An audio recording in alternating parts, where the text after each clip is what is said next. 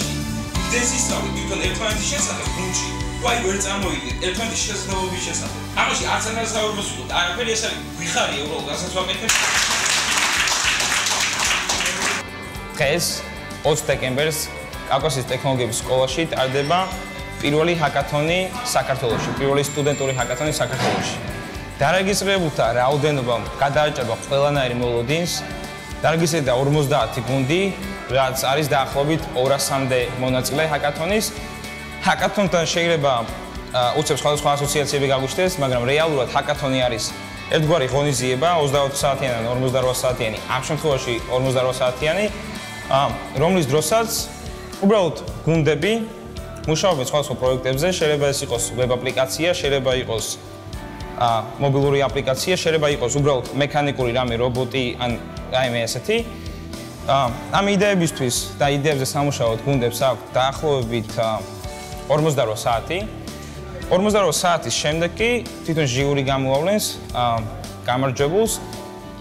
ჰაკათონის მთელი კონცეფცია და მთელი ხიბლი არის იმაში, რომ არაფრისგან 48 საათში სტრესის ქვეშ, მთელი მხიარულების ქვეშ, მთელი მუშაობის შედეგად შეგდია შენი იდეა გახადო გლობალური, გახვიდე საქართველოს გარეთ, გაცდე ყველანაირი საზღვარს, გაცდე ყველანაირ ფანტაზიას.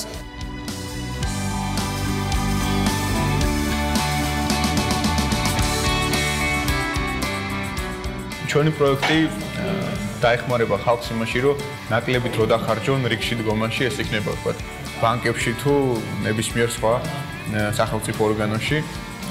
ჩვენი პროექტის დასრულების შემდეგ მოხმარებელს საშუალება ექნება შევიდეს ვებგვერდზე, ან უბრალოდ მობილური საშუალებით დაიკავოს ონლაინ რიგი ბანკში ან ნებისმიერ სხვა დაწესებულებაში. ამის შემდეგ უკვე სისტემა ეტყვის მას სავარაუდოდ რა დრო დაჭირდება მისი რიგის ნომრის მოსვლას და ეცოდინება დაახლოებისა, როდესაც მას მოუწევს უკვე უშუალოდ ოპერატორთან საუბარი. ეს როგორც ხედავთ უკვე დავიწყეთ ამ პროექტზე მუშაობა, ვაპირებთ რომ ამაღამ მთელი ღამე დავუთმოთ პროექტზე მუშაობას.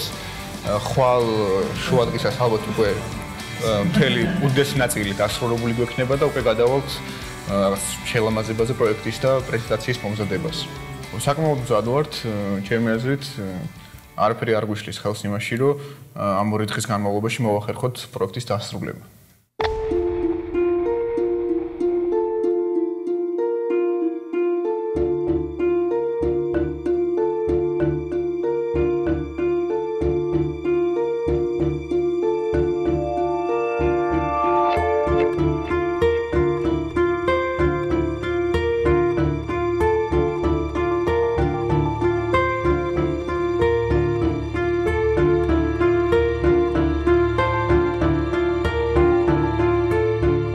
ჰაკათონის ჩატარების იდეა გავუჩნდა რამდენიმე სტუდენტს, რომლის იდეის გარშემოც გაერთიანდნენ სხვადასხვა უნივერსიტეტის სტუდენტები და მათი მუშაობის შედეგად შევძელით, რომ შევექმნა საპრიზო ფონდი, რომელიც გამარჯვებულებისთვის იქნება დაწესებული.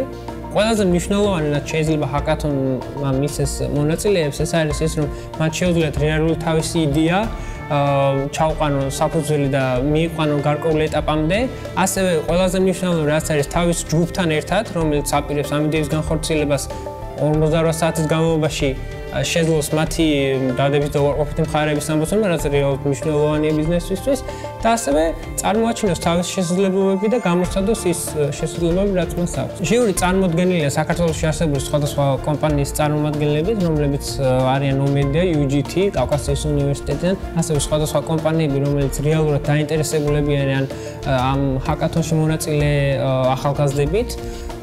და კრიტერიუმების შესახებ არის გარკვეული განსაზღვრული კრიტერიუმები, რომელიც შერჩეულია მათ გამოსავლენად. ეს არის პროექტის იდეის განხორციელების საშუალება, ვთქვათ, პროგრამულად ყველაზე რთული საკითხების გამოყენება, რომელიც მათ გამოიყენებს ბიზნესის გადასაწყვეტად და სხვადასხვა კრიტერიუმები, რომელიც რეალურად ქმნის იმის შესაძლებლობას, რომ იდეა რეალურად იყოს განხორციელებული.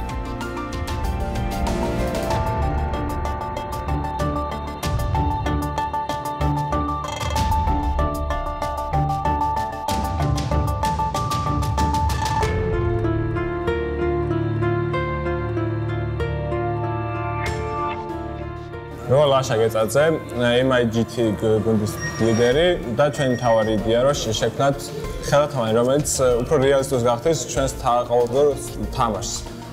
ხელათამანი, რომელიც დაგვეხმარება თამაშის დროს, უფრო რეალისტურად შევიგზავნოთ ყველა ის მოქმედება, რასაც ვაკეთებთ. როცა ჩვენ ამ საგანს ვეხებით, ხელი ავტომატურად პაუზდება. ამიტომ ჩვენ უნდა ეს ყველაფერი ხელათამაშს ჩავწიოთ, სენსორები და ყველაფერი და როცა ჩვენ კომპიუტერში თამაშის დროს ჩვენი ხელი რაღაცას შეეხება, ავტომატურად გაჩერდეს მოძრაობისას.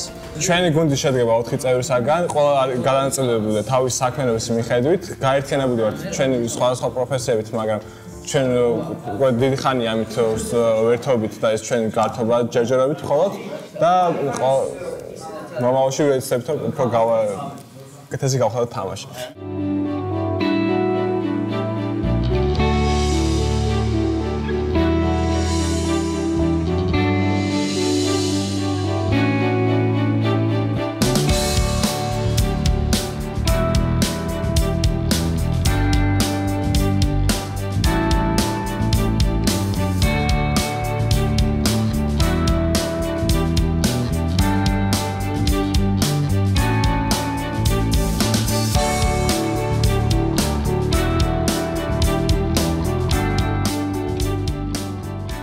ძირითადი შეფასების კრიტერიუმი არის იდეის ღირებულება და არა უშუალოდ რეალიზაციის ხარისხი ან კონკრეტული ტექნოლოგია, თუმცა მინდა გითხრათ, რომ ძალიან მრავალფეროვანი ტექნოლოგიები არის წარმოჩენილი მრავალფეროვან იდეებთან ერთად ამ კონკრეტულ შემთხვევაში. ძირითადად ფასდება მაინც პირველ რიგში იდეა და სხვადასხვა კრიტერიუმებს ვიყენებთ ამ იდეის შესაფასებლად, განსაკუთრებით მნიშვნელოვანი არის პრაქტიკული მხარე თვითონ აი ამ წარმოდგენილი იდეებისა, რამდენად მისაღებია ან რამდენად გამცობადი არის რეალურ ცხოვრებაში და რამდენად შეიძლება გამოყენებული იქნას მათი შემოთავაზებული იდეები თუ პროექტები ადამიანებისთვის რეალურად ცხოვრების გასამარტივებლად და ნუ შემდგომ უკვე გარკვეულწილად ზემოქმედებს პრეზენტაციის ხარისხი და შესრულების ხარისხი თვითონ ამ ნამუშევრებისა, იმიტომ რომ ზოგ შემთხვევაში იდეა არის ბრწყინვალე, თუმცა ნამუშევარი საერთოდ არ აქვს წარმოდგენილი გუნდებს.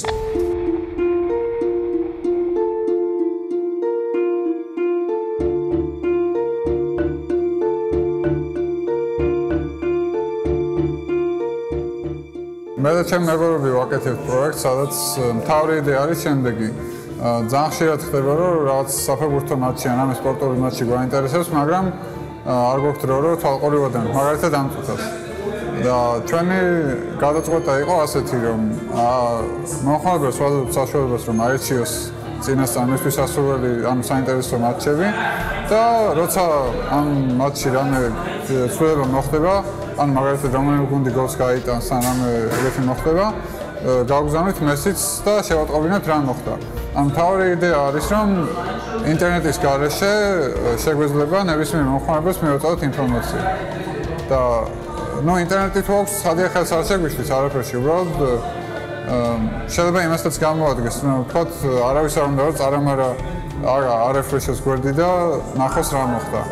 გულახდილად რო გითხრათ, ამ პროექტს იმისთვის არ ვაკეთებთ, რომ რაღაც ფულადი მოგება ვნახოთ, ან კომერციული თვალსაზრისით. ამ პროექტის იდეა როცა დაემბადა, უბრალოდ მე თვითონ მინდოდა რომ ასეთი რაღაც გქონდა და მე ვიფიქრე, რომ სხვასაც შეიძლება გამოადგეს. და ამიტომ ვაკეთებ და მე ვფიქრობ, რომ ბევრ ადამიანს ვისაც მოვუყავი ამ პროექტზე, ბევრმა ადამიანმა გამოხატა დაინტერესება და ვფიქრობ, რომ თუ მართლა გავაკეთებთ ამას, ბევრისთვის საინტერესო იქნება.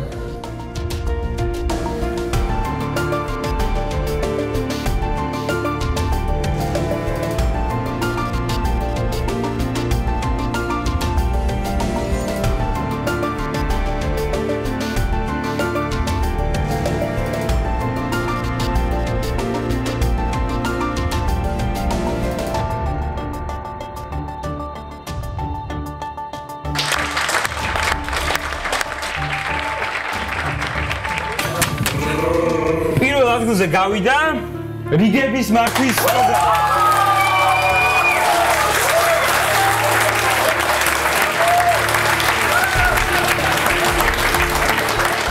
ძალიან რთული იყო შერჩევა იმიტომ რომ ყველა გუნდი მოსული იყო ძალიან საინტერესო იდეით, ყველა გუნდი იყენებდა რადიკალურად განსხვავებულ ტექნოლოგიებს, იყო აქ აპარატული პროექტებიც, იყო მხოლოდ პროგრამული პროექტებიც.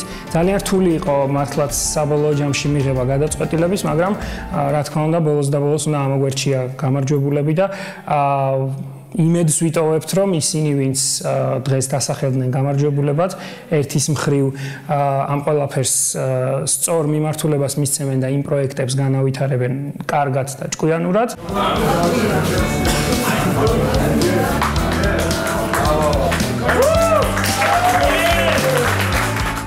ჩვენი იდეა შეეხება რიგების პრობლემის აღმოფხვრა საქართველოში, კონკრეტულ დაწესებულებებში. იდეა არის შემდეგი, შევდივართ საიტზე, ვიჩევთ კონკრეტულ დაწესებულებას, კონკრეტულ ფილიალს და ვდგებით რიგში ონლაინ. შემდეგ სისტემა გვეუბნება კონკრეტულ დროს, რამდენ დროში მოგვიწევს ჩვენი რიგი და გვაძლევს ბილეთის ნომერს. ეს ბილეთი არ არის რეალური ბილეთი, ეს არის ვირტუალური ბილეთი და ადგილზე მისვლის შემდეგ ჩვენ შეგვიძლია ეს ბილეთი გავანაღდოთ და რეალურად რიგი დავიკავოთ. ამ პროექტზე მუშაობდით 4 ადამიანი 2 წლის განმავლობაში და ძალიან დიდი შემოჩავდეთ მასში. შედეგიც დაგვიფასდა და შესაბამისად გამარჯვებას მოვიპოვეთ. ვართ ძალიან გახარებულები და ძალიან გვიხარია რომ შემოდაგვიფასდა.